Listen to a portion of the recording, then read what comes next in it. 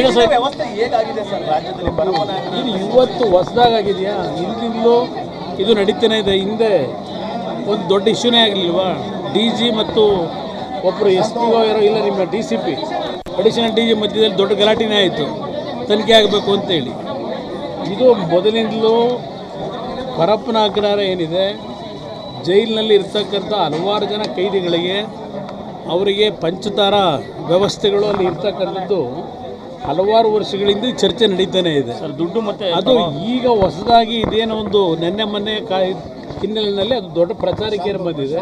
ಈಗೇನೋ ಸರ್ಕಾರ ಏನೋ ಒಂದು ಹೊಸದಾಗೇನೋ ತೀರ್ಮಾನ ಮಾಡಿ ಎಲ್ಲ ಬೇರೆ ಬೇರೆ ಕಡೆಗೆ ಅವ್ರನ್ನೆಲ್ಲ ಬೇರೆ ಕಡೆಗೆ ವರ್ಗಾಯಿಸಬೇಕು ಕೈದಿಗಳನ್ನ ಅಂತೇನೋ ತೀರ್ಮಾನ ಮಾಡ್ತಾ ಇದ್ದಾರೆ ಅಂತ ವಿಷಯ ಹೇಳಿದ್ರು. ಸರ್ ಅದೇನು ಮಾಡ್ತಾರೆ ನೋಡೋಣ. ಸರ್, ಇಂಥ ಬೆಳವಣಿಗೆಗಳಿಂದ ಜನಕ್ಕೆ ನಂಬಿಕೆ ಬರುತ್ತೆ ಸರ್ ಕಾನೂನು ಸುವ್ಯವಸ್ಥೆ ಮೇಲೆ?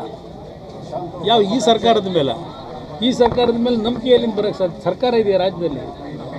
ಸರ್ಕಾರ ಇದೆಯಾ ರಾಜ್ಯದಲ್ಲಿ? ಆಡಳಿತ ಅಂತಕ್ಕಂಥ ಒಂದು ನಡವಳಿಕೆನೇ ಇಲ್ಲ.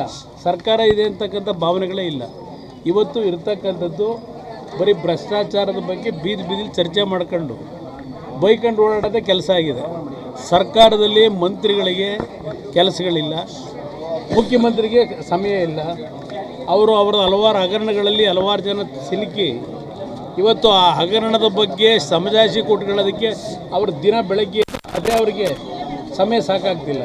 ಇನ್ನು ಆಡಳಿತದ ವ್ಯವಸ್ಥೆಯಲ್ಲಿ ಬರೋಕ್ಕೆ ಸಾಧ್ಯ ಇಲ್ಲಿ ನೋಡ್ತಾ ಇಲ್ವಾ? ಇಲ್ಲಿ ಕಬ್ಬನ್ನು ಬೆಳೆದಿರ್ತಕ್ಕಂಥ ರೈತರು 14 ತಿಂಗಳು 15 ತಿಂಗಳಾಗಿದೆ. ಕಟಾವು ಮಾಡಿದ ಈ ವರ್ಷ, ಹೋದ ವರ್ಷ ಒಂದು ಥರ ರೈತರು ಅನುಭವಿಸಿದ್ದಾರೆ ನೋವು. ಈ ವರ್ಷವೂ ಕಬ್ಬು ಕಟಾವು ಮಾಡಿ ಕಾರ್ಖಾನೆಗೆ ಸಾಗಿಸ್ಲಿಕ್ಕಾಗದೇ ಇರತಕ್ಕಂಥದ್ದು. ಇನ್ನು ರೈತರು ಬೆಳೀಲಿಕ್ಕೆ ಒಳ್ಳೆ ಸಂಪತ್ತು ಭರಿಸುವಂಥ ಮಳೆ ಆಯಿತು, ಡ್ಯಾಮ್ಗಳೆಲ್ಲ ತುಂಬಿದೆ. ತಮಿಳುನಾಡಿನ ರೈತರು ಹೇಳ್ತಾರೆ ಅಲ್ಲೊಂದು ಡ್ಯಾಮ್ ಕಟ್ಟಿ ಅಂತ. ನೀರೇನು ಹೋಗಿದೆ ತಿಂಗಳಿನಲ್ಲಿ 140-150 TMC ನೀರು ಹೋಗಿದೆ ಅಂತ ಮಂತ್ರಿಗಳೇ ಹೇಳ್ತಾರೆ.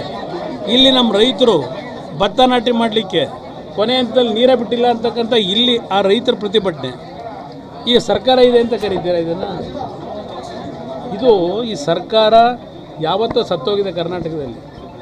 ಆಡಳಿತ ಅಂತ ದುಡ್ಡಿದ್ರೆ ಎಲ್ಲಿ ಬೇಕಾದ್ರೂ ಏನು ಬೇಕಾದ್ರೂ ಕೊಂಡ್ಕೋಬಹುದು. CBI ಕೊಡಬೇಕು ಅಂತ ಅವ್ರ ಫ್ಯಾಮಿಲಿ ಅವರು ಒತ್ತಾಯ ಮಾಡ್ತಿದ್ದಾರೆ ಸರ್. ರೇಣುಕಾ ಸ್ವಾಮಿ ಅವರ ಫ್ಯಾಮಿಲಿ ಅವರು ಸರ್ ಅವ್ರ ಭಾವನೆ ಹೇಳಿದ್ದಾರೆ. ಸರ್ಕಾರ ಇವತ್ತು ಆಡಳಿತದಲ್ಲಿ ಬಿಗಿ ಏನು ಹೊಟ್ಟೋಗಿದೆ. ಪಾಪ ಪರಮೇಶ್ವರ್ ಅವರು ಭಾಳ ಕತೆ ಹೇಳ್ತಾರೆ ಪ್ರತಿನಿತ್ಯ. ಏನೋ ಭಾಳ ಪಾರದರ್ಶಕವಾದಂಥ ಸರ್ಕಾರ ಕೊಡ್ತಾ ಇದ್ದೀವಿ, ಏನೋ ಹೈಟೆಕ್ ಇದೆಯಂತ. ಇದೇನು ಹೈಟೆಕ್ಕು? ಪರಮೇಶ್ವರಿಗೆ ಕೇಳ್ತೀನಿ, ಹೈಟೆಕ್ ಇದೇನಾ ಅವ್ರದ್ದು? ಪರಪ್ಪನ ಅಗ್ರಹಾರದಲ್ಲಿ ಹೈಟೆಕ್ ಮಾಡೋರಲ್ಲ, ಅದೇ ಅವರು ಹೈಟೆಕ್ ಆಡಳಿತನ. ಚಾರ್ಜ್ ಶೀಟ್ ಮೇಲೂ ಅನುಮಾನ ವ್ಯಕ್ತಪಡಿಸ್ತಾರೆ ಸರ್. ಈ ತರ ಸೌಲಭ್ಯ ಏನು ಸಂಶಯ ಇಟ್ಕೋಬೇಡಿ. ಅವ್ರು ಮಾಡಿರೋ ತಪ್ಪುಗಳನ್ನ ಮುಚ್ಕೊಳ್ಳಿಕ್ಕೆ ಈ ಯಾವುದೋ ಒಂದು SIT ಇಟ್ಕೊಂಡು, ಈಗ SIT ಯಾವುದು ಚಾರ್ಜ್ ಶೀಟ್ಗಳು ಅಂತೇಳಿ ಏನು ಪುಟಗಟ್ಲೆ ದಿನ ಇವತ್ತು ಪ್ರಚಾರ ಮಾಡ್ಕೊಂಡಿದಾರಲ್ಲ, ಅವ್ರು ಮಾಡಿರೋ ತಪ್ಪನ್ನು ಮುಚ್ಚಾಗಿ ಡೈವರ್ಟ್ ಮಾಡ್ಲಿಕ್ಕೆ ಇಶ್ಯೂಗಳು.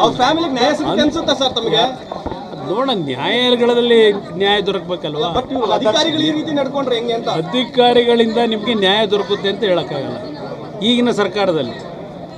ಅದು ನ್ಯಾಯಾಲಯದಲ್ಲಿ ಏನಾದರೂ ಒಳ್ಳೆ ರೀತಿಯಲ್ಲಿ ಒಂದು ತೀರ್ಮಾನಗಳು ಅವರಿಗೆ ನ್ಯಾಯ ದೊರಕಬೇಕಷ್ಟೇ.